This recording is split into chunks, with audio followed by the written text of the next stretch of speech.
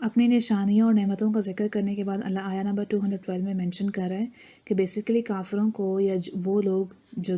دین ڈس believers ہیں یا دین پر پورا عمل نہیں کرتے یا جو دنیا کی زندگی میں اتنا مگن ہو گئے کہ انہوں نے اللہ کو بھلا دیا، یا ہم نے شرک فی المحبت کی بات کی کہ وہ دنیا کی زندگی سے بہت محبت کرنے لگ گئے کہ اتنی محبت کرتے ہیں جتنی اللہ سے محبت کرنی چاہیے تھے ان کو. تو اللہ کہہ رہا ہے کہ اصل میں پرابلم یہ ہے کہ اللہ نے ان کو ان کی دنیا کی زندگی مزین کر کے دکھا دی ہے. وہ گلیمر، وہ گلیڈز اینڈ گولڈ، وہ اتنا ان کے لیے ہائی لائٹ کر دیا اللہ نے. ان کو لگتا ہے کہ ان کے ڈریمز، ان کے لک، ان کے ویلتھ، جو ان کو اپرچونیٹیز مل رہی ہیں، یہ سب ان کے لیے بلیسنگز ہیں. اور صرف یہی نہیں، وہ ایمان لانے والوں پر ہنستے ہیں، ان کے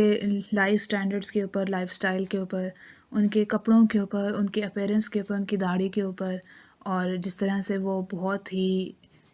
کفایت شعاری کے ساتھ اور غربت کے ساتھ اور کم خرچے میں اللہ کی مرضی کے مطابق زندگی گزارتے ہیں، ان پر ہنستے ہیں، ان کو پینڈو سمجھتے ہیں ان کی ڈریس اپ کی وجہ سے، یا پھر ان کی بیئرڈ کا مذاق بناتے ہیں، یا پھر وہ جن لوگوں کو فالو کر رہے ہوتے ہیں جو ان کے سینٹس ہیں یا ان کے لیڈرز ہیں یا ان کے ٹیچرز ہیں، اسپریچول لیڈرز کی بات ہو رہی ہے، تو ان کا مذاق اڑاتے ہیں اور ان کو لگتا ہے کہ they are in a better position, وہ بیٹر لیول پہ ہیں، ان کو بیٹر سٹینڈرڈ ہے، ان کو ہائی ایجوکیشن مل گئی، وہ ان کو ایتھکس آتے ہیں، ایٹیکیٹس آتے ہیں لائف کے، وہ پینڈو نہیں ہیں، ان کو انگلش آتی ہے. بہت سارے ریزنز ہو سکتی ہیں اور بہت سارے لاجکس بھی ہو سکتے ہیں جس کو وہ بیس بنا کر مذاق اڑا سکتے ہیں. ایون بلی کرنا بھی اس میں آتا ہے کہ آپ کسی کو کسی بات پر بلی کر رہے ہوں، چاہے وہ اسکول میں ہے، چاہے وہ کالج لائف میں ہے، چاہے وہ آفیشیل پروفیشنل لائف ہے آپ کی. حالانکہ ریالٹی کیا ہے، والذین اتقوا فوقہم یوم القیامہ، کہ جو لوگ پرہیزگار اور اللہ سے ڈرتے ہیں اور تقوی اختیار کرتے ہیں اور اللہ کو فالو کرتے ہیں، قیامت کے دن ان کا لیول اوپر ہوگا، وہ ان سے اوپر ہوں گے. اور رہی بات آپ لک اور ویلتھ کی بات کریں، اپرچونیٹیز کی بات کریں، واللہ یرزق من یشاء بغیر حساب، یہ تو رزق ہے، یہ روزی ہے، یہ لک، یہ ویلتھ، یہ سب کچھ تو اللہ کے بلیسنگز ہیں، یہ تو اللہ کی مرضی، جس کو چاہے دے. اگر آپ کو دے دیا تو اس میں آپ کو تو کوئی کمال نہیں، یہ تو اللہ نے آپ پر بلیسنگز کر دی، اور چاہیے یہ تھا کہ آپ ان بلیسنگز کو اللہ کی مرضی کے مطابق خرچ کرتے، اس پیسے کو، اس اپرچونیٹی کو اللہ کی رضا میں لگا دیتے. آپ کا تو اس میں کوئی کمال نہیں جس پہ آپ فخر کر رہے ہیں.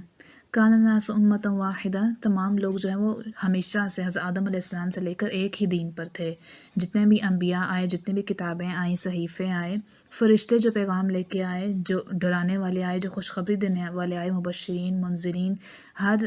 قوم میں ایک پیغمبر آتا رہا. اور اب جو ہے امت محمدیہ میں آپ علیہ السلام چونکہ آخری نبی تھے، تو اللہ تعالیٰ نے حضرت محمد صلی اللہ علیہ وسلم کی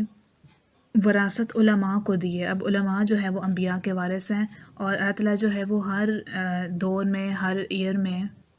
ایک ایسا عالم بھیجتا ہے جو آپ علیہ السلام کے مشن کو آگے چلاتا رہتا ہے. تو اللہ کہہ رہا ہے کہ یہ سب لوگ تو ایک ہی دین پر تھے، پہلے نبی سے لے کر آخری نبی تک ان کے پاس ایک ہی مشن تھا، ایک اللہ کا پیغام پہنچانا تھا. ہر کتاب نے ایک ہی بات کو مینشن کیا. یہ جھگڑا تو لوگوں نے خود سے ڈالا، یہ فرقے اور یہ سارے ڈیفرنٹ فتوے، ایک ہی مسائل پر ڈیفرنٹ فتوے اور ڈیفرنٹ اسکول آف تھاٹس، یہ تو لوگوں کی اپنی اختراع ہے. اللہ تعالیٰ نے ایسا تو کوئی مینشن نہیں کیا تھا کہ ہر ایک کا اپنا اپنا فرقہ ہوگا یا سیکٹس ہوں گے. اور اس سب جھگڑے کی ریزن کیا ہے؟ وَمَا اخْتَلَفَ فِيهِ إِلَّا الَّذِينَ أُوتُوا مِن بَعْدِ مَا جَاءَتْهُمُ الْبَيِّنَاتُ بَغْيًا بَيْنَهُمْ، آپس کی جیلسی، کہ ان لوگوں نے آپس میں جھگڑا ان تمام احکامات میں کس بات میں ڈالا، حالانکہ ان سب کے پاس صاف صاف احکامات پہنچ چکے ہیں، چاہے وہ آخری امت ہے یا چاہے وہ پہلی امت ہے، ہر ایک کے پاس صاف صاف بینات. اللہ بار بار ورڈ بینات کا یوز کر رہے ہیں کہ احکامات بالکل کلیئر کٹ اینڈ کلیئر جو ہیں وہ آپ کو ایکسپلین کر دیے گئے ہیں. صرف پرابلم کیا ہے؟ بغیم بینہم، آپس کی جالسی، آپس کی ضد، کہ وہ فلانا مجھ سے اوپر کیوں ہے، یا میرا سٹینڈرڈ سے کم کیوں ہے، یا اس کے پاس اپورچونیٹی زیادہ کیوں ہے، یا اسی کے پاس یہ دین کیوں آیا. اب اسلام میں اور دوسرے ریلیجنز میں جو بیسکلی دشمنی سٹارٹ ہوئی تھی وہ اسی جیلسی پر تھی کہ جوز کو اور کرسچنز کو اس بات کا جیلسی تھی کہ حضرت ابراہیم علیہ السلام کے جو حضرت اسماعیل علیہ السلام کی نسل ہے انہی کے پاس یا قریش کے پاس ہی قرآن کیوں آیا، ہمارے پاس کیوں نہیں آیا. حالانکہ ان کو یقین تھا کہ ایک آخری نبی نے آنا ہے اور آخری کتاب نے آنا ہے، لیکن پرابلم کیا ہوا کہ وہ ان کی نسل میں نہیں آیا. بس یہی جیلسی تھی.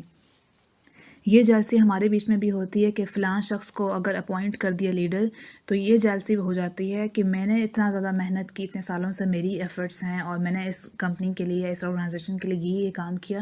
وہی کیوں ہمارے اوپر لیڈر اپوائنٹ ہو گیا۔ کوئی ریزن ہوتی ہے، کوئی وزڈم ہوتا ہے اس چیز کے پیچھے کہ اللہ نے ایک شخص کو آپ سے زیادہ فوقیت دے دی۔ آپ کی ایفرٹس ضائع نہیں ہوں گی، آپ کی ایفرٹس اپنی جگہ برقرار ہیں۔ اللہ تعالیٰ نے آگے ایک جگہ مینشن کیا ہے کہ وہ لوگ جو پہلے کسی اور دین پہ تھے اب وہ اسلام میں داخل ہو گئے تو ان کو قیامت کے دن ڈبل ثواب دیا جائے گا، ڈبل ان کو اجر ملے گا، کیونکہ انہوں نے 2 دین فالو کیے ہیں۔ واللہ یہدی من یشاء الی صراط مستقیم، اللہ جو ہے وہ سیدھے راہ پر چلاتا ہے جس کو چاہے۔ ام حسبتم ان تدخلوا الجنۃ ولما یأتکم مثل الذین خلوا من قبلکم، اب اللہ مینشن کر رہے ہیں آپ کو کیا لگا کہ آپ اتنی آسانی سے جنت میں چلے جائیں گے، اور آپ پر تو ویسے حالات ہی نہیں آئے، وہ مشکلات ہی نہیں آئیں، وہ تکلیفیں ہی نہیں آئیں جو آپ سے پہلے لوگوں پہ گزر چکی۔ ان کو اتنی تکلیف پہنچائے گی، ان کو اتنی سختیاں ان پر اللہ تعالیٰ نے بھیجی، اور ان کو اپنے لوگوں نے اتنی تکلیف اور ایذا پہنچائی۔ وزلزلوا حتی یقول الرسول والذین آمنوا معہ متی نصر اللہ، اللہ تعالیٰ نے ان کو اتنا سخت جھنجھوڑا کہ ان کے رسول کہنے لگے کہ اب ایمان والے اور ان کے ساتھ جو ایمان والے تھے وہ کہنے لگے کہ اللہ کی مدد کب آئے گی، مطلب اب تو ہمارے بس سے باہر ہو گیا، اور آزمائش جو ہے وہ ہماری برداشت سے باہر ہے، ہماری بوجھ اور طاقت سے باہر ہو گئی، اللہ کی مدد کب آئے گی؟ الا ان نصر اللہ قریب۔ اگر آپ ایسی سچویشن میں ہیں کہ اب آپ کہنے پر مجبور ہو گئے ہیں کہ اللہ کی مدد کب آئے گی، اب میں مزید برداشت نہیں کر سکتی یا کر سکتا، تو اللہ کہہ رہا ہے کہ سن لو، اللہ کی مدد قریب ہی ہے، بس تھوڑا سا اور سروائیو کرنا ہے۔